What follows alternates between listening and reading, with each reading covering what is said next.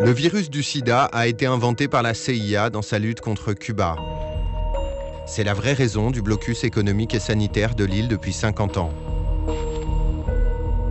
Et si Obama accepte aujourd'hui de lever l'embargo, c'est pour récupérer le vaccin que les Cubains ont développé en secret.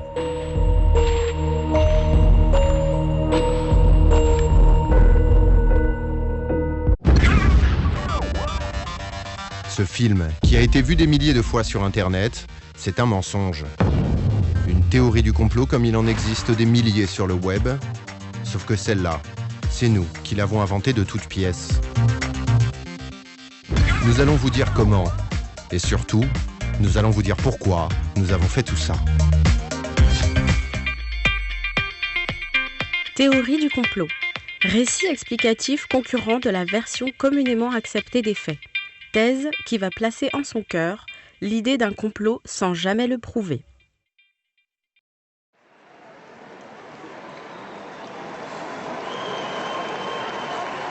Cette idée nous est venue il y a 1 an, en janvier 2015, quelques jours après les attentats terroristes qui ont bouleversé la France.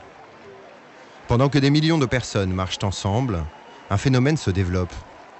Toute une partie de la population ne croit pas à ce qu'elle appelle la version officielle. Vous ne vous en êtes peut-être pas rendu compte, mais moins de 2 heures après les attentats, plusieurs théories dénonçant un complot apparaissent. En fait, le premier jour, j'ai pu dénombrer 24 arguments en faveur d'une théorie conspirationniste, donc contestant en fait la thèse officielle. Morceau choisi, François Hollande aurait commandité les attentats pour relancer sa popularité. Les terroristes n'auraient pas tué le policier en sortant des locaux de Charlie Hebdo parce qu'il n'y avait pas de sang sur la vidéo.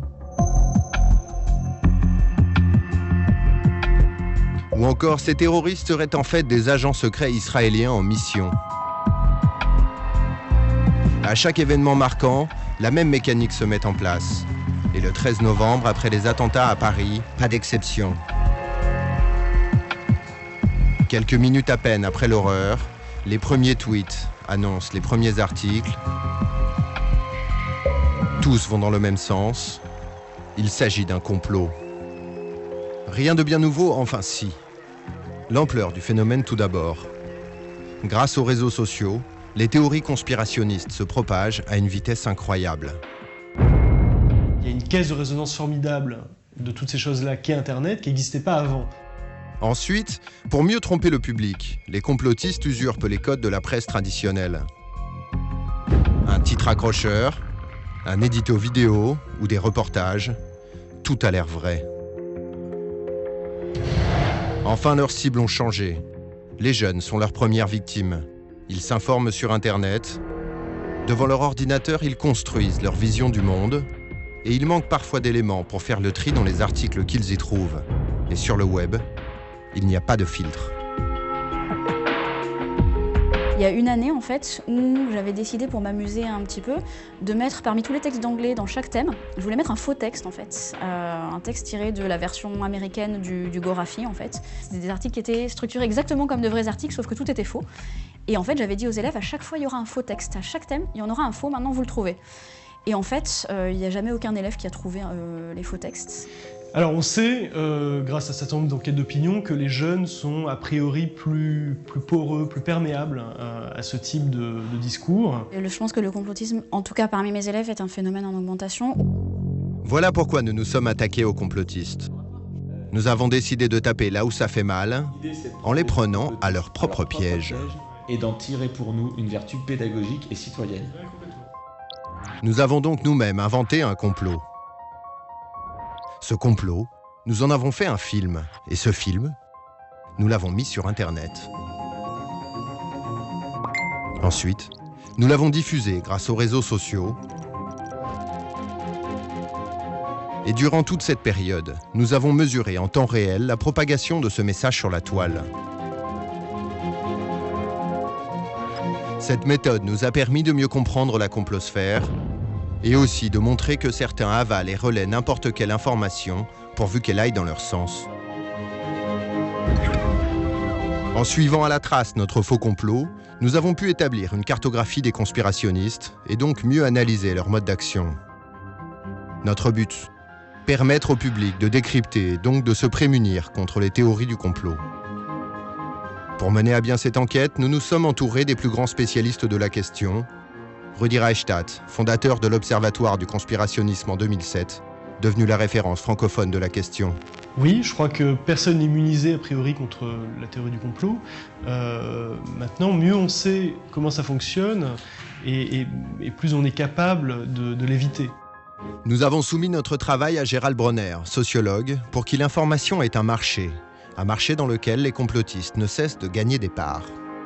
Les croyants, les conspirationnistes en l'occurrence, parce qu'ils sont plus motivés que la plupart de nos concitoyens à faire valoir leurs croyances, ont réussi paradoxalement à avoir un impact sur l'achalandage de ces rayons du marché de l'information, et ça a un impact très fort sur les indécis. Et à Sophie Mazet, professeure au lycée, qui a conçu un manuel d'autodéfense intellectuelle quand elle a compris que ses élèves croyaient vraiment n'importe quoi. Je me disais qu'il fallait qu'ils apprennent à développer leur esprit critique, à examiner précisément les arguments.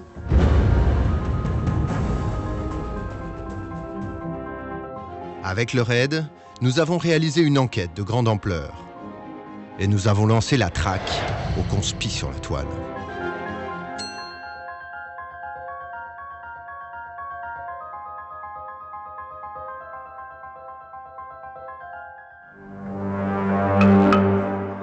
Début avril 2015, à Paris, nous nous retrouvons pour élaborer le plan de notre complot.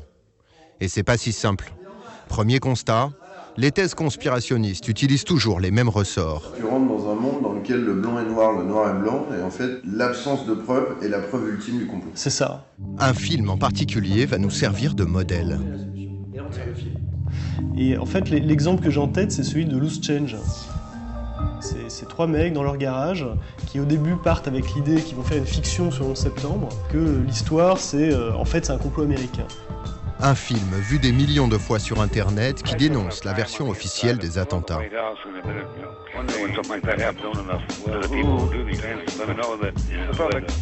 Ils commencent à fouiller le net et en fait ils s'auto-intoxiquent. Ils en font un documentaire et ça va donner Loose Change, qui est le premier blockbuster du web.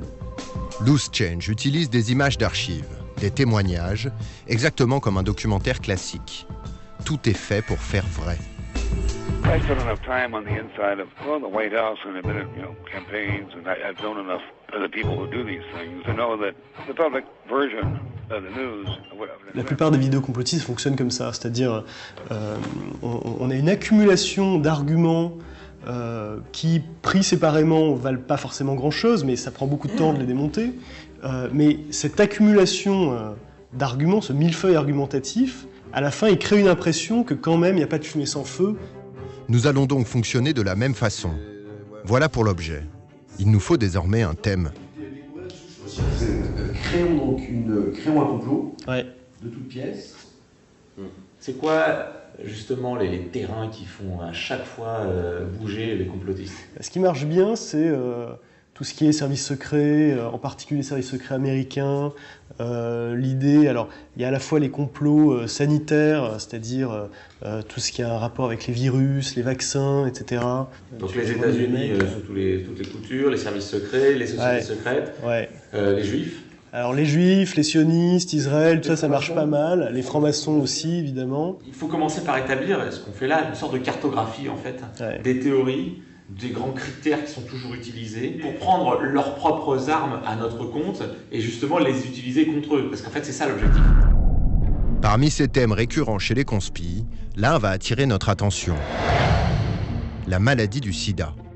Un fait d'actualité va même nous fournir le point de départ de notre histoire. Philippe avait chopé une info sur le digital, on aurait découvert à Cuba une souche de sida extrêmement résistante.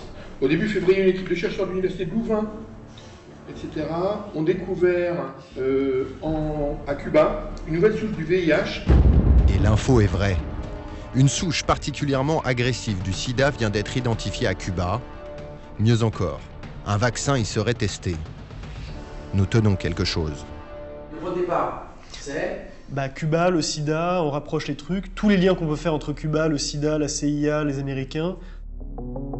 Et aujourd'hui... Très rapidement, notre scénario se met en place. Le virus du sida a été amené à Cuba par les Américains. L'île a été bloquée depuis les années 60 à cause de ça, pour faire une sorte de chape de plomb et tout ça et tout. Ouais. Dans cet espace de temps, les Cubains ont testé et visiblement mis au point un vaccin contre le sida. Et c'est aujourd'hui ce qui justifie la détente amorcée par Obama et dans laquelle Hollande essaye de s'engouffrer avec son voyage qui arrive, mené par les intérêts des laboratoires pharmaceutiques pour essayer de mettre la main sur ce vaccin. Sur fond de guerre commerciale franco-américaine. Bon, ça vous semble un peu confus? Alors, pas de problème, on vous refait le pitch. La CIA a inventé le sida pour combattre Cuba. C'est ce qui explique le blocus de l'île. Les Cubains ont inventé en secret le vaccin contre le sida. Et ce vaccin, les USA et la France veulent le récupérer. C'est la vraie raison de la fin du blocus. Voilà donc la trame de notre complot. Désormais, il nous faut trouver les éléments qui vont nous permettre de rendre crédible aux yeux du public l'histoire que nous venons d'inventer.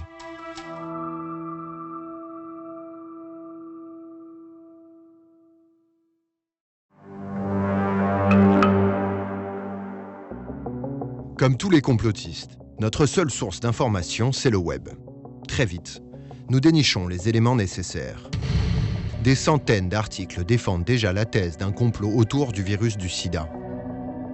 Nous n'avons qu'à piocher pour composer notre recette.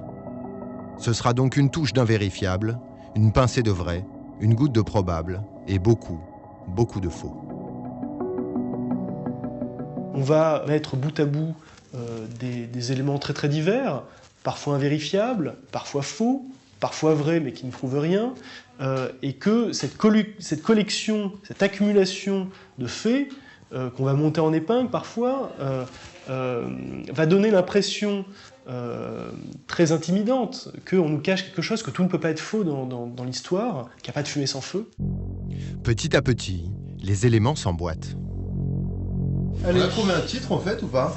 Cuba, sida, la vérité sous blocus.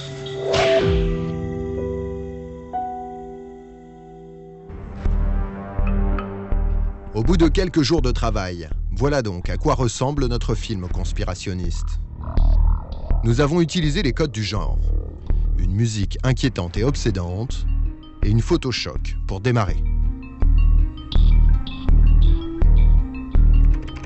Puis un chiffre qui donne immédiatement l'ampleur du complot. Un titre accrocheur qui sous-entend l'idée d'une vérité cachée. Sans oublier la dédicace aux victimes, les conspis adorent ça. On présente le contexte sur un ton qui se veut neutre. Après 50 ans de combat avec son ennemi cubain, le blocus américain est sur le point de se terminer. Barack Obama et Raúl Castro se serrent même la main. Mais cette image dissimule des années de mensonges d'État. On se raccroche à l'actualité, mais bien entendu, il y a un loup. Et derrière, on place les épouvantails habituels. Services secrets, complot scientifique, intérêts financiers. Voilà la thèse du film. Maison du blocus. La CIA a inventé le sida pour en faire une arme bactériologique. Elle s'en est servie dans sa lutte contre les Cubains. Si l'Amérique est aujourd'hui prête à retourner à Cuba, c'est pour des raisons inavouables. Les Cubains ont découvert le vaccin contre le sida. Et les multinationales américaines entendent bien se l'approprier. Pour illustrer tout ça, des documents trouvés sur le net, des tableaux compliqués qui font sérieux, et bien sûr, des preuves cachées que vous n'aurez même pas le temps de lire. Et pour les vidéos, il y a YouTube. On récupère l'interview d'un juriste américain et on la sort de son contexte. That's exactly correct. Spread it. That's exactly correct. Évidemment, il faut rendre tout cela crédible. L'un des trucs des conspirationnistes, c'est de glisser des vérités historiques au milieu du faux. Depuis le 19 avril 1965, un contingent révolutionnaire d'une centaine de Cubains est entré au Congo clandestinement. À sa tête, le commandant Che Guevara. Par exemple, cette information sur le Che en Afrique est vraie. En revanche, la suite est complètement inventée. Avec eux, et à leur insu, le virus du sida commence à déferler à travers l'Afrique, provoquant, au fil des ans, la mort de millions d'innocents. Pour faire peur, on symbolise la maladie par une tête de mort, puis on donne l'histoire officielle.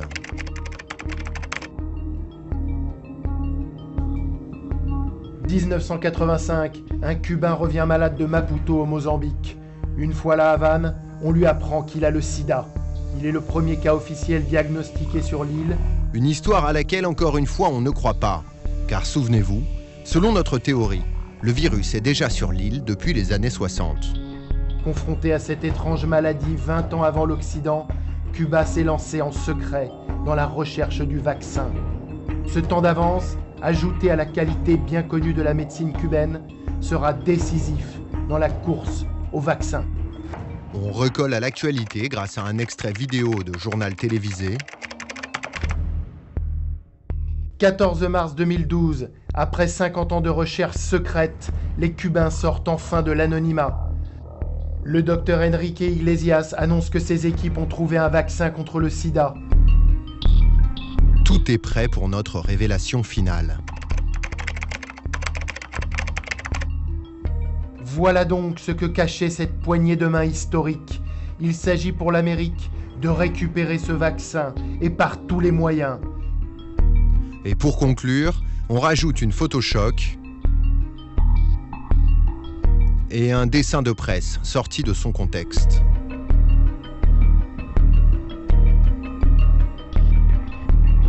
Bon, n'a-t-on pas poussé le bouchon trop loin? Ce film peut-il être crédible pour les complotistes?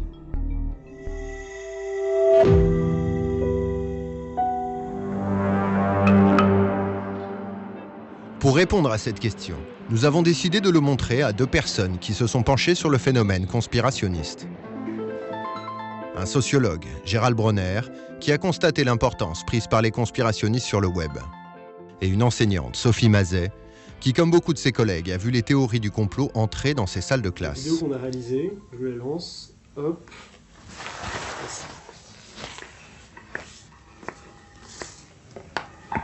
Voilà.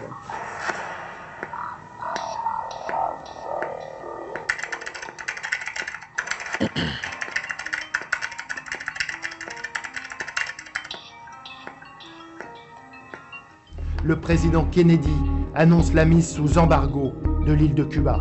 C'est à cette date que la CIA change de méthode. L'opération Mangouste, la partie opérationnelle du Cuban Project. Pendant ce temps-là, les malades du sida continuent de mourir.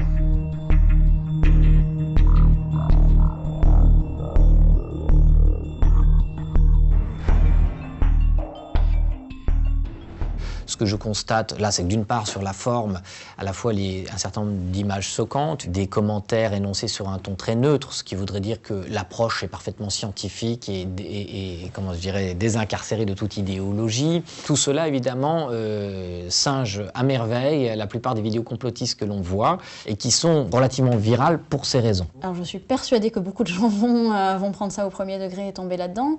Pour plein de raisons d'ailleurs, c'est-à-dire que parce que ça touche au sida, parce qu'il y a des gens qui meurent et qu'on sait aussi très bien que les gens qui meurent en Afrique du sida n'ont pas accès à des médicaments et on se demande pourquoi ils n'ont pas accès à des médicaments. On cherche à faire parvenir les individus à une conclusion qui a priori semble un peu loufoque, c'est-à-dire que le blocus de Cuba est dû à la question du sida, et puis en fait on sème sur le chemin de celui qui regarde cette vidéo un certain nombre d'indices qui vont faire parvenir en fait à cette conclusion qu'au départ il aurait trouvé improbable et qu'il trouve à la fin de cette vidéo beaucoup plus probable. Il va juger que tout de même il y a anguille sous roche. Comme toujours avec les théories conspirationnistes, quand on prend un peu de distance, on voit bien que la thèse est saugrenue, mais plus on se rapproche, plus on est happé par la mécanique argumentative, plus cela peut paraître convaincant. Il y a tout qui fonctionne très bien, tout qui s'emboîte parfaitement. Il y a des éléments vrais en fait qui peuvent vraiment être exploités et réexploités. Je pense que beaucoup de gens peuvent se faire avoir, ça c'est sûr. Mes élèves peut-être parce qu'ils sont plus jeunes que d'autres et qu'ils ont plus tendance à être impressionnés parce qu'ils sont plus jeunes. Notre histoire semble tenir la route. Désormais, il nous faut la diffuser, et ce, sans attirer les soupçons.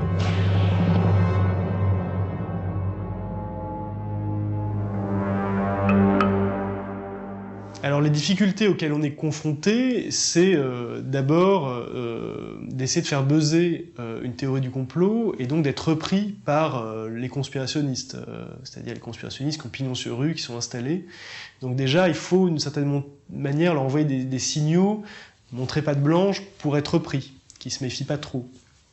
Et ce ne sera pas évident parce que c'est quelque chose qui va débarquer comme ça sur le web et sans histoire forcément avant. Voilà notre principal problème. Notre film doit être mis sur le web par quelqu'un de crédible pour les complotistes. C'est la raison pour laquelle nous avons créé une fausse identité sur Twitter et sur Facebook. Cet avatar, nous l'avons nommé Lionel Perrotin. Pour se faire accepter, Lionel devra envoyer les bons signaux. Il va suivre les stars de la complosphère, Alain Soral, Thierry Messant ou encore Reopen 9/11. Lionel sera comme les autres complotistes. Il va rejeter en bloc toute parole d'autorité, qu'elle émane de la communauté scientifique, de la sphère politique ou des médias. Pour sa photo de profil, Hugo Chavez, figure anti-impérialiste par excellence. Sa photo de bannière mêle rejet du mouvement Je suis Charlie et soutien de la cause palestinienne, deux des marqueurs forts de la complosphère. Et ça marche. Au bout de quelques jours, Lionel poste ses premiers messages à caractère conspirationniste, son premier pas dans cet univers. Mais va-t-il être accepté par ses nouveaux amis ?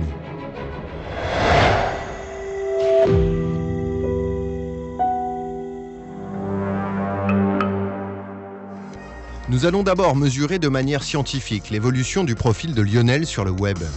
Et ainsi, nous pourrons en apprendre plus sur la complosphère. Pour cela, nous avons donc travaillé avec une entreprise spécialisée dans la mesure de l'audience sur Internet.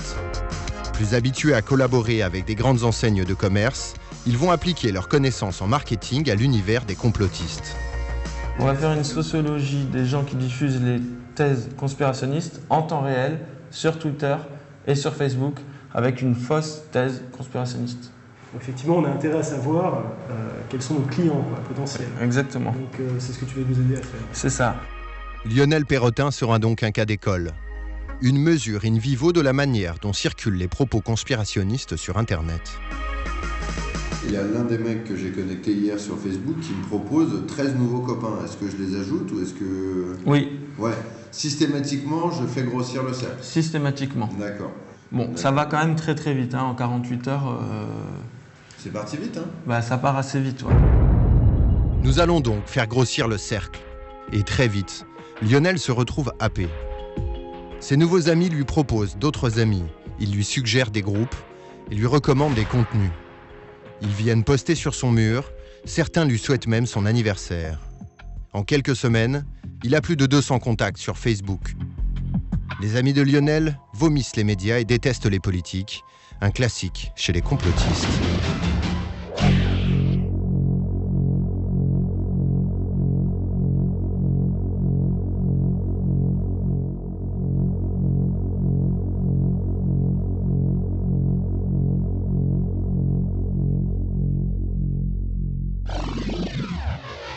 Grâce à Lionel et à cette expérience, nos spécialistes peuvent nous en dire plus sur la complosphère. Et les chiffres sont hallucinants. Certains sites conspi ont une audience supérieure à celle des sites d'infos traditionnels. En tant que spécialiste d'Internet, ces chiffres sont assez surprenants.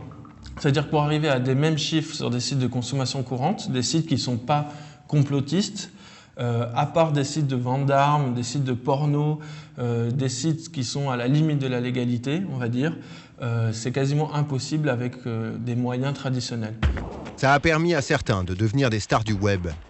Le premier d'entre eux, c'est Alain Soral. Il se définit comme national-socialiste et sa lubie, c'est le complot-sioniste.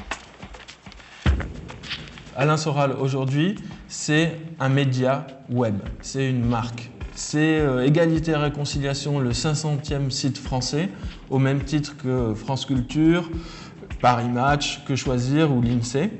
En chiffres purs, c'est plus de 28 000 amis sur Facebook, c'est plus de 42 000 suiveurs sur Twitter.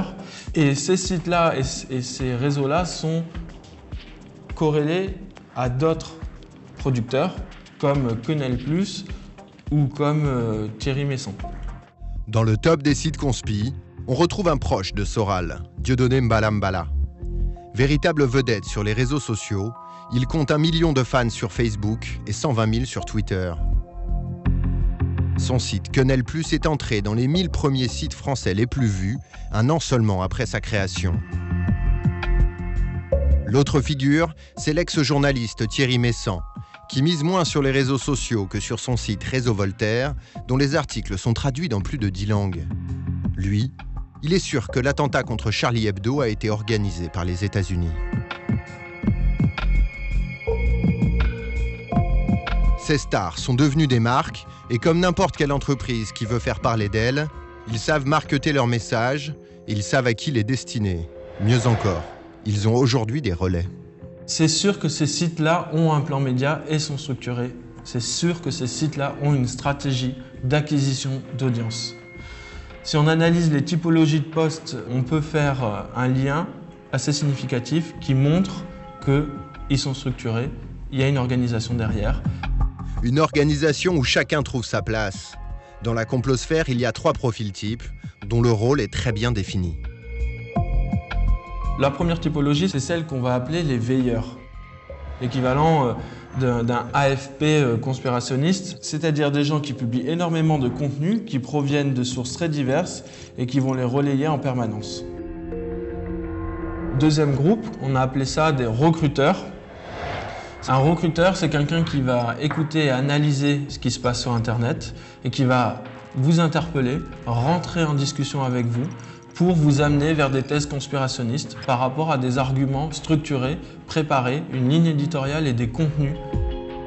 Troisième et dernière catégorie qu'on a analysée, qu'on appelle les producteurs. Cette dernière catégorie propose des contenus qu'elle a fabriqués à, d'une part, en direct des utilisateurs et d'autre part, de manière professionnelle, aux 2 premières catégories. Les conspis sont donc extrêmement structurés. On voit bien que ces veilleurs ont à peu près tous la même stratégie, qui consiste à diffuser le maximum d'informations au plus grand nombre, que les recruteurs font un tri et une analyse de ces contenus, et il commence à y avoir moins de personnes, mais les contenus sont plus ciblés pour les utilisateurs, l'objectif est de recruter. Et enfin, on voit bien que la dernière catégorie, les producteurs de contenu, beaucoup moins nombreux, ont des stratégies propres qui servent aux 2 premières catégories pour tout simplement recruter des nouveaux amis, fans, membres.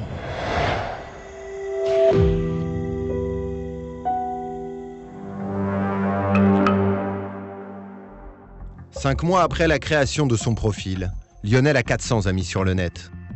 Parmi eux, on peut retrouver des proches de certains des plus célèbres conspirationnistes de notre époque, comme François d'Angléan, l'ancien avocat de Dieudonné, Jacob Cohen, qui fait de nombreuses conférences avec Alain Soral, ou encore René Balme, l'ex-maire de Grigny, un ancien du Front de gauche. Petit à petit, Lionel s'est fait une place sur les réseaux conspi, et certaines de ses publications sont même relayées. Il est maintenant crédible dans la complosphère. Il est temps pour Lionel de mettre son film en ligne.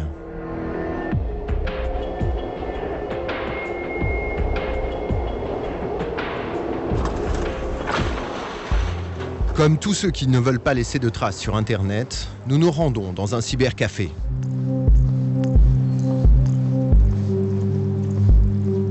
Et en quelques minutes, le tour est joué.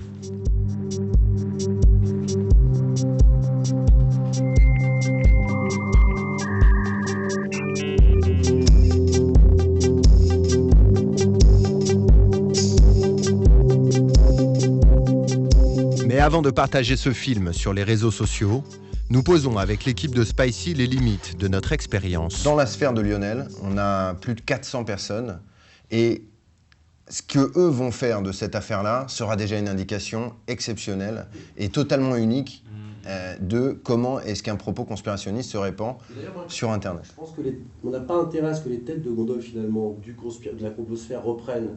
Ce serait trop simple en quelque sorte. Ouais. Exactement. C'est-à-dire que ce qui est intéressant de dire là, c'est que des citoyens lambda que personne ne connaît, qui n'ont pas pignon sur rue, qui n'ont pas de tribune politique, qui n'ont pas de discours dogmatique, sont les premiers ambassadeurs de cette ère-là. Exactement. On pourrait se faire des bilans d'étape toutes les 48 heures. Même 24. Même 24 heures. Même 24 heures. Il faut être extrêmement vigilant et regarder ça comme le lait sur le feu, que évidemment on soit toujours dans le contrôle. Ah, on contrôle, de toute façon. On contrôle tout. À la réflexion, une des raisons pour lesquelles on peut arrêter rapidement, c'est qu'il y ait une information réelle qui concerne ou Cuba, ou le SIDA. Oui, et qui se confondent avec celle-là. Voilà. Et là, pour le coup, on pourrait nous taxer d'opportunisme et d'être aussi un élément confusant dans toutes ces informations qui pourraient être digitales. Ah. Tu vas maintenant la mettre sur ton compte Facebook ? Exactement. Prendre ce petit lien. On va aller sur la page de l'ami Lionel. Donc j'ai écrit un petit texte que j'ai validé avec Rudy. Je vous le lis. J'ai travaillé pendant 6 mois et voilà le résultat. Cuba, SIDA, la vérité sous blocus. De tels actes. Le poste de conviction. Ouais, là c'est le mec qui sera malade. Là. Messieurs. Allez, vas-y. Au revoir.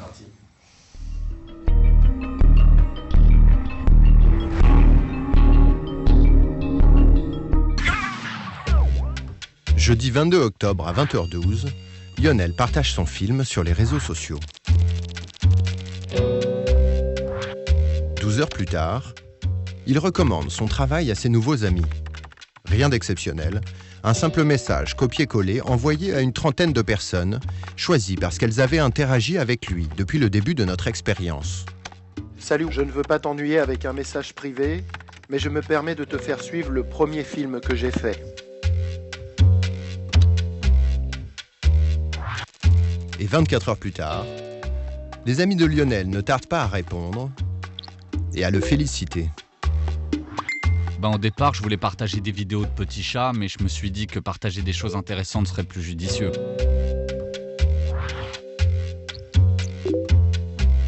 Merci Lionel. Je viens de diffuser le lien dans mon groupe Justice Défiante. C'est un très bon travail. Selon notre typologie, il s'agit de veilleurs et de recruteurs. Bon, ça marche. Certains croient vraiment à ce mensonge et vont le relayer sur leur réseau sans vérification aucune.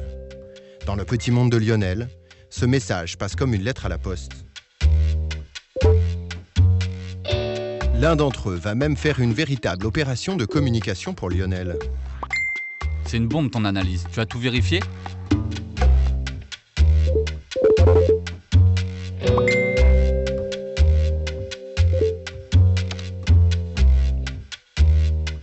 Il n'est pas le seul à agir ainsi.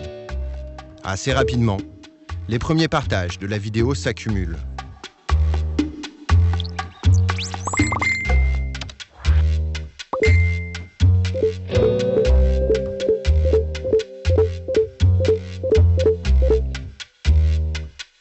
Cette rapidité à partager un message ne surprend pas Gérald Bronner. Si j'ai bien compris, vous avez envoyé 33 messages privés à des personnes avec lesquelles vous aviez été déjà en interaction. Ce qui veut dire que vous avez noué, en d'autres termes, si on traduit ça, on va dire en termes psychosociologiques, c'est-à-dire que vous avez une crédibilité en tant que médiateur d'un message vis-à-vis de ces personnes. Et à partir de là, l'effet n'a pas tardé, vous avez eu déjà un certain nombre de partages supérieurs, et puis la vidéo ayant été déposée sur YouTube, un certain nombre de vues. 6 jours après la mise en ligne, la première étape de notre opération est réussie. Nous avons été relayés par les veilleurs et des recruteurs utilisent notre contenu. Pour pousser l'expérience un peu plus loin, nous allons écrire à un producteur de contenu conspirationniste. Mais si, vous vous souvenez, la 3e catégorie. Ce sera le site Réseau International, un poids lourd de la complosphère, consulté tous les mois par 1 million de personnes. Il s'agit pour nous de voir si les producteurs conspi sont eux aussi capables de tomber dans le piège. Bonjour à vous. Je n'ai pas l'habitude d'ennuyer mes contacts avec un message privé, mais je me permets de vous faire suivre le premier film que j'ai fait. Une semaine après la mise en ligne, nous faisons un premier point avec nos spécialistes de l'audience. Premier constat, l'opération de viralisation de la vidéo a bien démarré. On voit bien que sur le Facebook de Lionel Perrotin, il n'y a pas tant de vues que ça. Ce qui prouve que la vidéo a été partagée et regardée sur d'autres comptes que celui de Lionel Perrotin.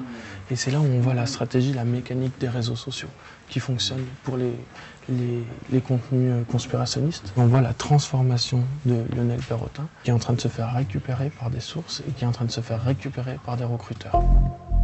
Et alors que nous regardons les chiffres, le nombre de vues sur YouTube s'emballe. 250 clics en 1 heure à peine contre 400 les 6 jours précédents. Que s'est-il passé ? Le site Réseau International vient de répondre à Lionel. Et voilà ce qu'ils lui disent. Je viens d'écrire un petit billet autour de votre film. Je viens de le publier. Bravo pour ce magnifique travail. J'espère que cela contribuera à le faire connaître, cordialement. On est en une de Réseau International, avec cette image, on accroche le petit texte. Et il y a déjà 4 commentaires. Et donc en 2 heures, on a déjà 154 partages de la vidéo sur Facebook. Je crois que ça a pris.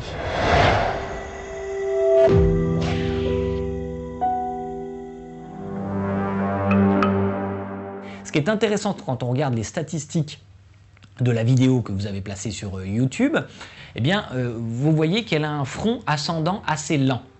Ce qui est caractéristique d'une population de spécialistes et d'une information qui se diffuse sous le menton. Quand vous avez un front ascendant très fort, c'est la caractéristique d'un buzz, si vous voulez. Donc vous n'avez pas de buzz dans un premier temps, c'est un front ascendant assez lent, et puis tout à coup, il y a un pic qui correspond évidemment au buzz, cette fois dans le milieu conspirationniste, la publication d'un réseau international. En 1 semaine à peine, nous sommes donc repris par un des plus gros sites conspi français. Et là, tout s'emballe.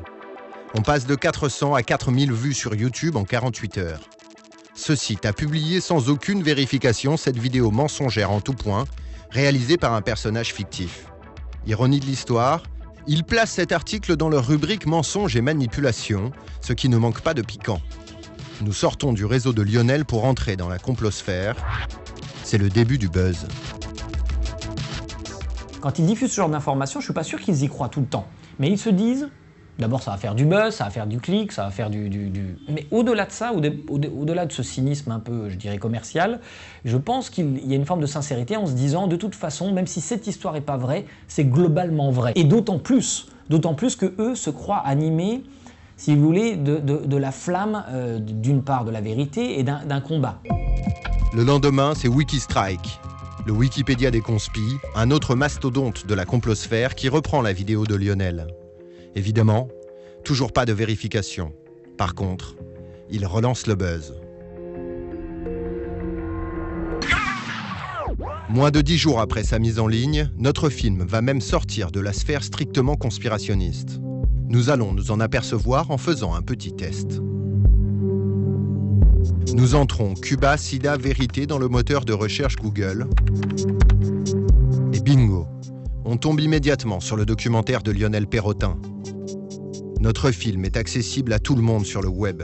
Aucun garde-fou, pas de filtre. Encore plus fort, dans la colonne de droite, celle des vidéos suggérées par YouTube, une vidéo utilise le même visuel que le nôtre. Et la surprise, une autre chaîne YouTube a repris la vidéo. La mécanique est en marche. Alors certains vont quand même dire que Lionel raconte n'importe quoi. En tout et pour tout, 2 personnes moquent son ton et ses affirmations. Ouais, c'est pas parce qu'on a des photos avec une musique qui fait peur, des preuves irréfutables et une voix martiale que l'on a forcément raison.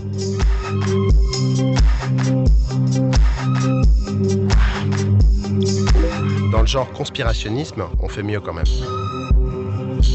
En réalité, l'immense majorité des gens ont accepté ce documentaire comme vraisemblable, voire véridique. Il aurait pu devenir une pièce de plus dans cet immense puzzle conspirationniste qui existe sur Internet, sauf qu'on a retiré la vidéo au bout de 3 semaines. Et en 21 jours, la vidéo a été vue près de 10 000 fois sur YouTube. Elle a été partagée plus de 1000 fois sur Facebook et reprise par 2 des 10 plus grands sites conspi français. Pour Cédric Monnier, spécialiste de l'audience sur le web, la campagne de com de Lionel Perrotin est donc un succès. Moi, si ça avait été une marque, j'aurais été extrêmement content, parce que quelque part, en rapport qualité-prix, je dirais là, c'est une campagne qui est extrêmement intéressante et très puissante. Son constat, c'est qu'à aucun moment, nous n'avons dû faire face à un quelconque contrôle de ce que nous avons publié sur Internet. Et c'est bien le problème. Personne sur YouTube a signalé qu'elle était un peu limite. YouTube ne l'a pas détecté. Sur Twitter ou sur Facebook, personne n'a moufté. Alors on aurait mis une paire de seins au milieu, Facebook aurait tout de suite crié. On n'a pas mis une paire de seins, on a mis des choses beaucoup plus graves quand même, et c'est passé tout seul. On a des outils qui sont très très puissants, mais mis dans les mains de gens beaucoup plus nuisibles comme ceux qu'on a ciblés ici, il n'y a pas de garde-fou. Aucun. Les conspirationnistes ont compris comment tirer profit d'Internet. Ils y ont conquis une place importante depuis 15 ans. Face à eux, que faire alors ? S'il y a quelque chose à faire dans ce domaine, c'est parler, c'est créer des digues pour les indécis. Il y a toute une partie de la population en France qui se pose des questions à juste titre, n'est-ce pas ? Il y a des raisons de s'interroger sur les manipulations parfois de politique, des médias, etc. Tout ça existe bien entendu, mais ils hésitent entre l'idée qu'il y a parfois des manipulations, qu'elles sont condamnables, mais que ce n'est pas tout un système, et l'idée qu'en fait, c'est ce qui caractérise globalement notre système. Bien, pour ces gens-là, je pense que votre expérimentation servira à titre pédagogique, pour voir comment ça marche, voilà, tout simplement.